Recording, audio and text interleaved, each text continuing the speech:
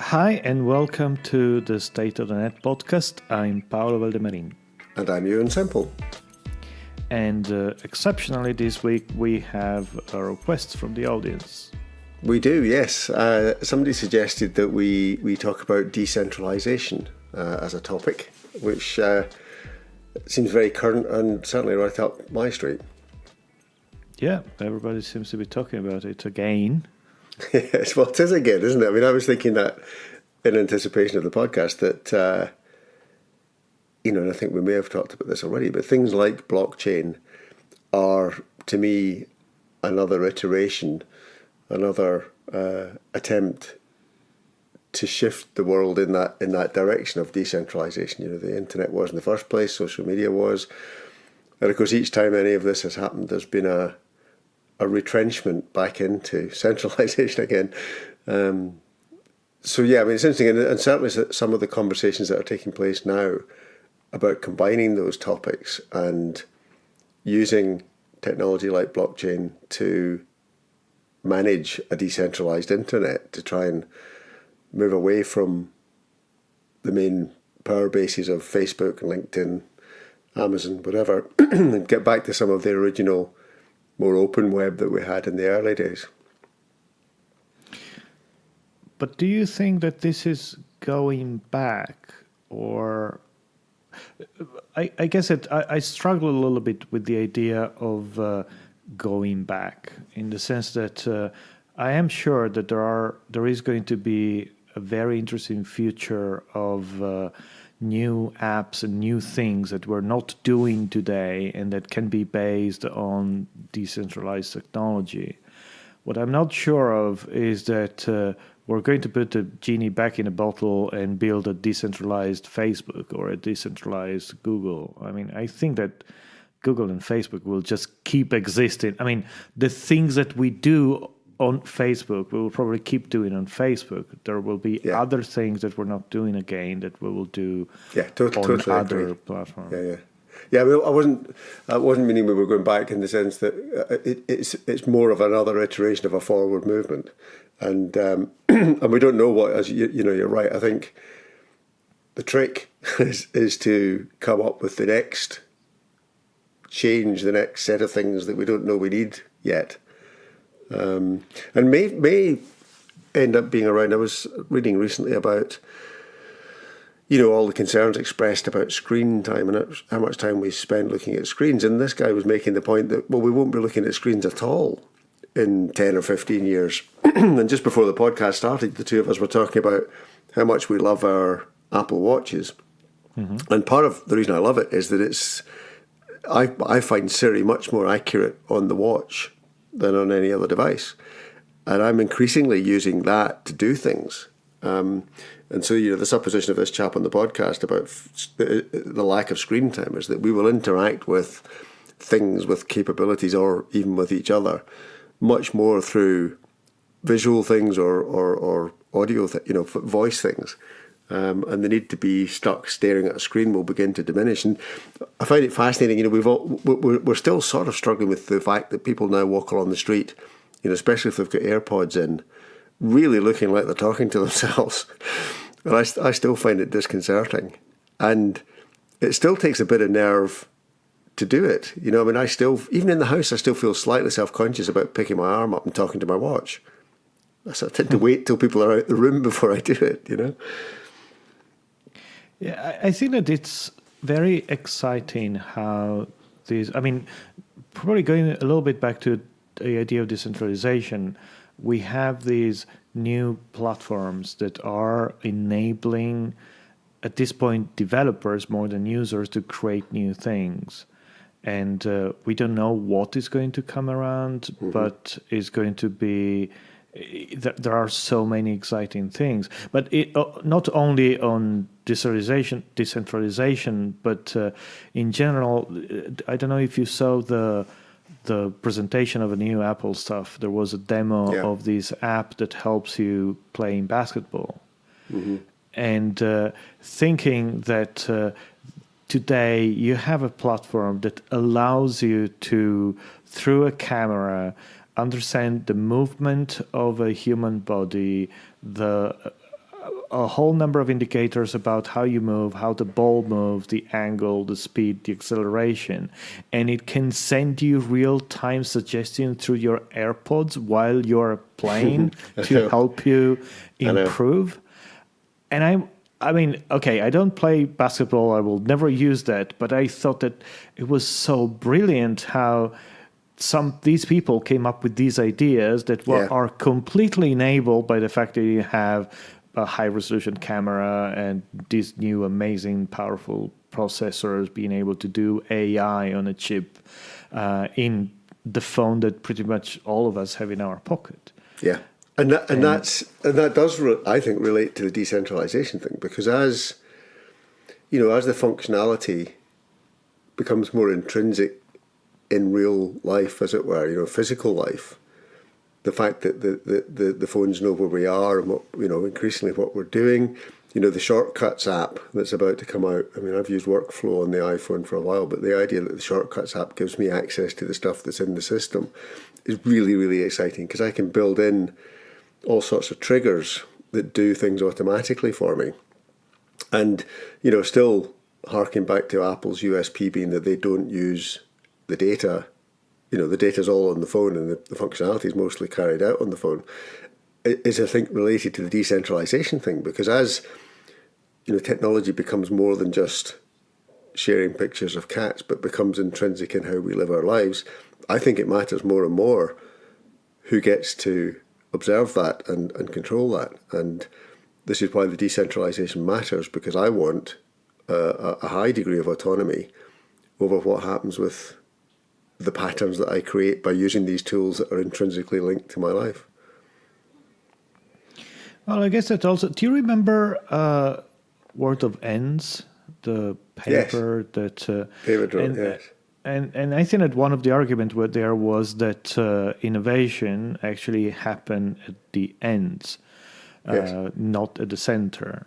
And the phrase that Stowe Boyd came up with, which was edgelings, which I've always liked as well. Yeah, exactly. Which is all about, there is not going to be a lot of innovation coming out from the big centered services. I mean, they need to cater for a huge amount of people. They need to, and to be fair, the huge amount of people don't care very much about decentralization. I mean, they're happy sharing photos and posting cat pictures there. But then there is a whole number of new things that is happening on the edges, and this is exciting. And what I wonder is if when the new things go mainstream, they tend to move towards the center. If this is a tendency that happens with every cycle of innovation, or if this is something that can be broken. Or is inevitable, yes.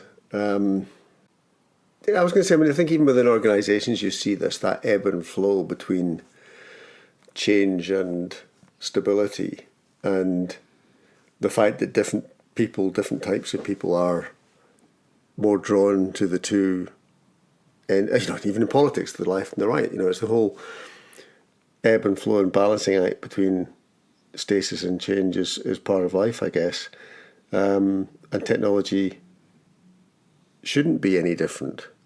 Again, before the podcast, I was talking about some of the stuff I'm doing around getting my HGV driving license, and the amount of rigor that is involved in making sure that I know the legislation around the amount of time spent driving, the amount of sleep time, the amount of rest time, the amount of the average amount of times over different periods. And it's very comprehensive and very thorough and very important. Because it means that less drivers fall asleep at the wheel and kill people. So I think that need, and this is where IT gets in a pickle at work, doesn't it? Because their instinct is to, and rightly in some ways, to manage risk, to centralise, to control. And they're kind of losing the battle at the moment with the consumerization of technology. But some of that consumerization stuff is naive, because if it all completely falls apart, then, nobody wins. I think that there is, probably we could. There are phases. So there is the new phase where new stuff gets invented, and that happens away from the center. As things tend to become mainstream, they probably tend to move towards the center, and there is a phase where things get managed in the center, but there is not a lot of control around that, and then probably order emerges over time. Because if you think you want the rules about driving lorries and teaching people how to drive lorries to be centralized, you don't want everybody to be doing whatever they want when you do that. Yeah. I was also thinking about how in the last few weeks there have been a number of instances where employees at Google has been fighting the company. There was a story in the news recently about a number of engineers at Google resigning over what Google is doing in China. There was a complaint about Google not showing up at some hearing. I think it was a Senate hearing in the States. I guess that we're getting to the point where everybody's starting to try to hold this company responsible for what it does. I mean, it becomes so big that it is, in all effect, a political entity, and it needs to start responding to society and not just to the shareholders. And so when people ask me what or to talk about digital transformation, I say that's what it's about. It's the fact that your staff and your customers increasingly have a voice, and they are talking amongst themselves, but also to each other. And the institutions aren't really set up to deal with this. And again, it's partly because they are conceived and manifest as structures and hierarchies. And the kind of networked thinking which it takes to be able to respond quickly and appropriately to those types of challenges is unfamiliar to most organizations. And the thing is, people tend to think that if you don't have the hierarchical structure, then you have chaos. But it's far from the case that you can manage. Arguably, you could manage decentralization in a way that gets you the best of both worlds. I think that probably there are versions of both worlds that can work, and there are versions that do not work. I mean, there are good. Yeah. Think about centralizing analysis of medical information, for example, can be an incredibly powerful thing. Being able, if it was possible to analyze the heartbeat of millions of people that use digital watches, there is probably an amazing number of things that can be learned in terms of medicine, because there is this amount of data that was never ever present before. But is that centralization though? Because in a sense, it's a bit like the principles of the internet. You can make the data visible, you can make the data accessible, you can gain the collective benefit from the patterns that emerge from that data without it having to be centrally owned or managed. Well, but let's say that if you want to analyze all this data, you probably want to have all this data in the same place at some point in time. The problem is how you do it in a way that respects privacy and you're not violating anybody's basic rights. So I don't think it's about not centralizing. It's about there might be cases where you want to move some kind of information towards the center because it makes sense to be able to look at all of it at the same time, but you need to do it in the right way. In the same way, as there is a number of other situations where moving things toward the center doesn't make any sense, and it's perfectly fine to keep it on the edges where we can handle it. There is a pull toward the center in terms, put everything there. It will be safe and cozy, and you will not have to worry about it, which is simply not true. Especially then, I guess I wonder. There is also again probably an old generation, new generation dichotomy about. I think that. we tend to think about everything we create having some intrinsic value that needs to be archived forever. So there is the argument of I want control over my stuff. I mean, I have all my photos and I have 53 backups of everything because I don't want to lose anything. And there is the argument, everything I post on Facebook, well, what if tomorrow Facebook disappear? That will all be lost. How will humanity keep going without my cat pictures? And you have a new generation that actually is mostly attracted by tools that are actually ephemeral by design. It's you create something, all photos disappear within 24 hours, and that's perfectly fine. So it's really, really interesting, because when you were describing the benefits of centralization, I found myself thinking, well, but there isn't a centre. Because depending on the activity, depending on the data, depending on the use, there's gazillions of centres, different groups, different people, different tools, different functions. You know, even nation states aren't the centre anymore. There's so many of them, and they're all at odds, and so there is no centre. And then when you were talking about that human instinct to try and stabilise and pretend there's a centre, took me back again to the conversation we had before we started about Buddhism and about meditation and mindfulness, and that challenge of trying to identify the I, the me that we're so desperately trying to protect or relate to, and the increasingly apparent fact that it isn't there at all.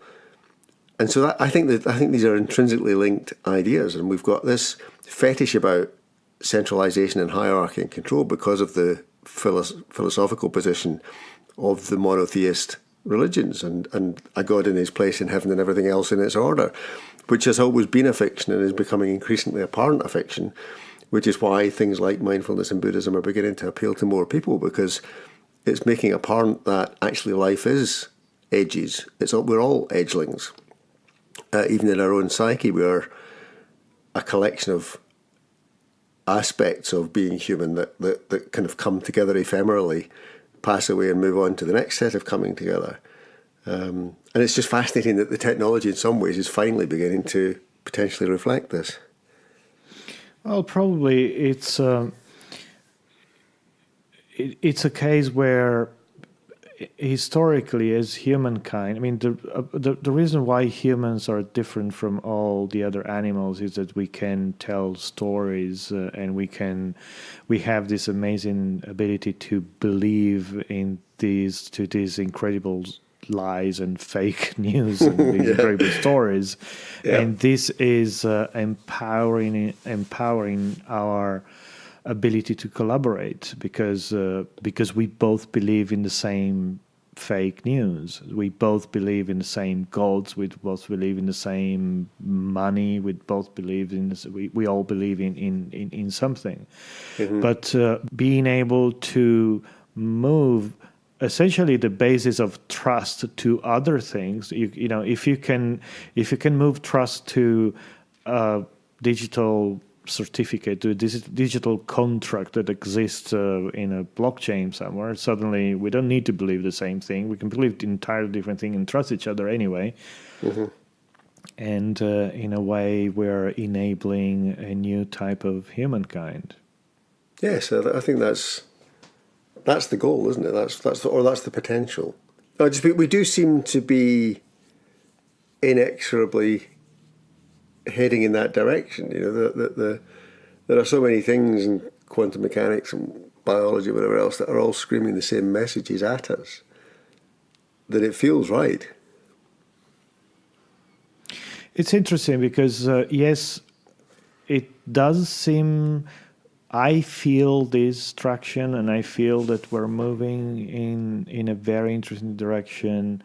At the same time, if you accidentally happen to read the news and see what is happening around us and all these incredible stories that suddenly are getting traction, partially through centralized social media platforms, mm-hmm.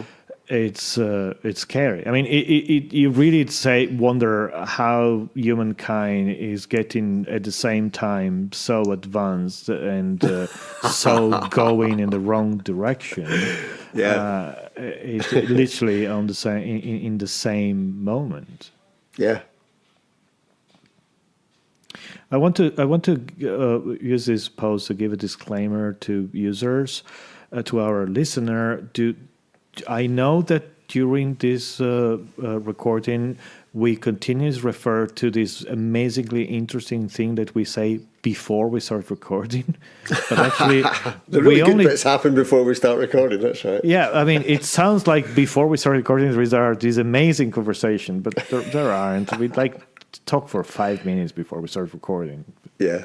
I must stop doing that. You're right, Paolo. So every time we say, well, as we were saying before, that it's like at conferences. It's one of the things that at some state of the net, I think we decided to tell people, say, look, there is no other place outside. That's right. You keep going to conferences and people keep saying, as we were saying last night at dinner, and people said, yeah. But it's funny because this is where, I have to say, conference organisers can be culpable in this because they want to, I get frustrated when they say, well, we need to get the panel together before why? Why stage manage it? Why try to preempt anything that happens? And of course, that's why we end up sitting on the stage and going, as we were saying earlier, because somebody made us sit and talk to each other before we got on the stage. I mean, I'm a little bit in favor of centralized conferences from that point of view, in the sense that you're a closet control freak, aren't you, Paolo? Yeah, totally. Otherwise, I would not be. I mean, I wouldn't be in the. I've been organizing this conference for 10 years, and if you're not a little bit of a control freak, you don't do that. But I guess it's you only have 20 minutes. You want those 20 minutes to be good for the people sitting in front of you, and having a little bit of organization probably does help. But I think it becomes awkward when it sounds like those 20 minutes are spent discussing about other more interesting conversations that happen somewhere else. That is completely wrong. I totally derailed it. Yeah, no, that was a good aside. Because actually, I think it's, again, a related aside in as much as I don't know what I'm going to say until my mouth opens most of the time, which is probably very apparent to people. So in a sense, I've got it at the moment. Somebody wants me to do an interview for an intranet video thing. And they're wanting to organise the questions and tell me the questions, and I'm having a look at them. So, but it's just stuff. It's stuff I know. They want me to take part because I know this stuff. So I don't need to practice it, and it will be more interesting and authentic if I just respond at the time when he asks me the questions, rather than me having fretted about them beforehand. And I think that is, again, that desire to preempt, control, manage, avert risk, make sure things come out right, fit to some preconceived idea of what right is, rather than just sort of going with it and seeing what comes out at the end. Well, it is probably, again, a matter of decentralization. I mean, we are the little organism on the edges of reality, and we're continually processing reality, and we are responding to what happens to us, and we're trying to process and create new things, and this can only happen in real time. Yeah. The moment you try to start to concentrate, to focus a conversation, to basically to predefine a conversation, you're not processing reality anymore. You're just playing totally back something. I guess that what we find interesting of even this conversation that we are having is that we don't come to this with an agenda. We're just responding to each other, and probably a little bit of what comes out of it is new, because we didn't come with it to begin with. We're responding to other people's ideas. We're responding to each other's stimuli. And that's where, again, a balance between, because we obviously know each other. We've known each other for such a long time, and we've had similar conversations to this many times. But it's still of value. I mean, this is, we would be, part of the reason we started the podcast was that we were having these conversations anyway. And the fact that we keep coming back to these types of conversations with each other is that each time, as you say, we'll reiterate stuff, we'll go back over some stuff, but you also move forwards. And I think, again, that relates to organisations, how we manage things, how we create the right conditions for, even that ability to reinforce things. I was listening to, or reading about, I was listening to a podcast about meditation again, and about Thich Nhat Hanh, the Vietnamese monk, who's written gazillions of books. And the fact that many of the books just say the same things in different ways. But that's not a bad thing, because sometimes you just need to remember it and be reminded of it. And the fact that it's similar but different is enough to just make you reinvest in that set of ideas. And in some ways, that's how culture happens, isn't it? Is that reiteration of that comfort that you get from reiteration of shared values and understanding, but that each time you do it, it morphs a little bit and it adapts a little bit. And that's where the new comes from. And if you don't do it often enough, or if you've made people afraid of doing that, then things become brittle and rigid and go wrong. Yeah, it's in my professional experience where I think that we call this whole process design, in the sense that, we like to say that we design everything. We design digital products, but we also design companies that make digital products, and we also design the process that allow us to create companies that create digital process, and we design, and we keep discussing all of these things. We keep trying to find tools that allow us to slice these topics in, from many different angles, and to put them back together and to challenge our assumptions and to discuss them again and again and again. And from this process, which sometimes can be frustrating, because sometimes, I notice very often we have founders of startups that, come to us, and we keep going at them with these methodologies and these tools, and we try to, tear apart their ideas and put them back together, and then do it again from the point of view of the business, from the point of view of the user, from the point of view of everybody.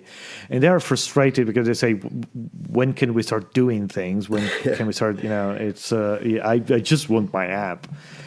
But it is so important. It is so important to keep talking about things and keep discussing and because the truth is that every time you do that, there is something new that comes out. There is something that there is an angle that you had not noticed before. There is an idea that nobody had before.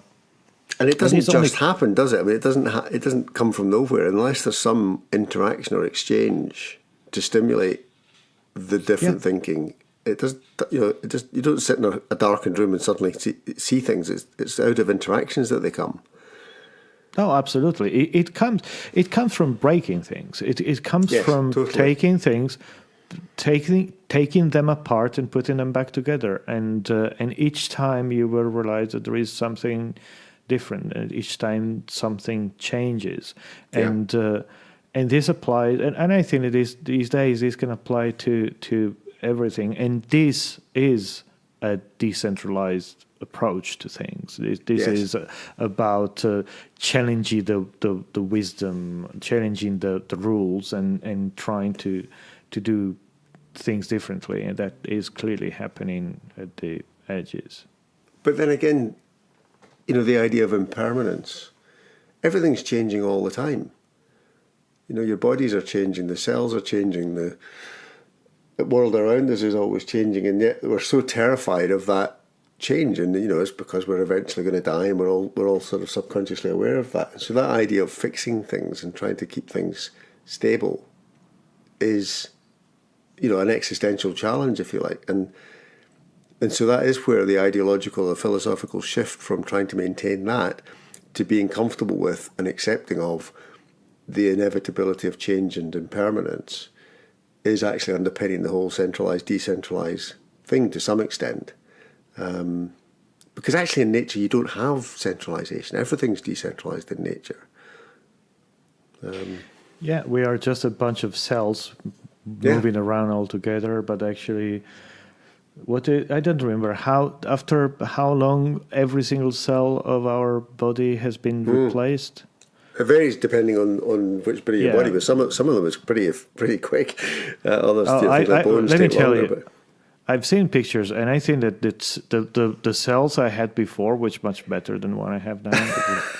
I mean, I think that for some reasons my cells have been degrading, but hey. and there's fewer of them as well. Your brain cells are all dropping off it. Yeah, well, I mean, I actually think I'm walking around with more cells these days. I just moved to the different part of the body. But no, in your case, you have less cells. In my case, I don't. Yeah. I'm trying to lose a few cells, but it's not working. I think so. Yeah, exactly. But it is true. I mean, and again, I think there is something about consciousness and this idea of trying to fix things, try to have immovable organizations that give us safety, give us a feeling of trust and comfort, which it's very human. Yeah.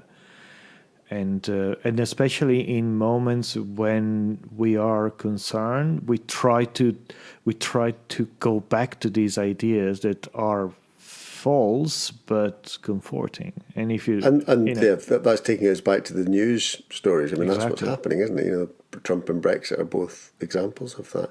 And I don't think anybody's saying that that's inevitable. I think that's just part of being human. I guess what we're saying is just don't take it too seriously, or be aware of it as a.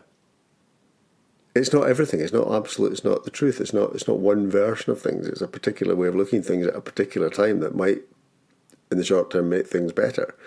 But it's not to try and maintain that as an absolute bottom line. The way things are is why we get into trouble. So I guess that the takeaway from today's episode is don't worry, there is no center. And get rid of as many cells as you can. So, thanks for that, Paolo. Thank you, and thank everybody for listening. If they want to find you, where are you? ewansample.com is probably the easiest place. And I have a brand new domain for my site. Is Paolo Valde, is PaoloVal.de, and everything is there. Yeah, I got myself a German domain. See you next time then. See you next time then. Bye.